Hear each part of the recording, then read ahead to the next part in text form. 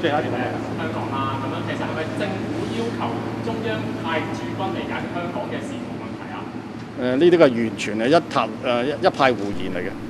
主持警隊畢業步操嘅保安局局長李少光話：基本法一早規定，特區政府負責香港內部事務，包括內部嘅保安，而國防同埋外交就屬於中央事務。今次調防係解放軍輪班換班，同加強內部保安係唔同。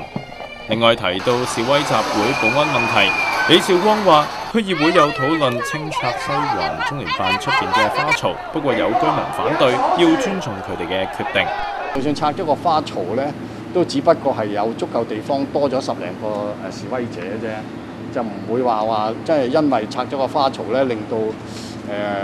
嗰個集會嘅人數咧可以大幅增加嘅。面對嚟緊嘅7·1遊行，警務處處長曾偉雄認為有報道話警方會同解放軍一同處理示威嘅講法係絕無其事，強調本港嘅保安工作係警隊嘅責任。香港寬頻電視記者何元生報道。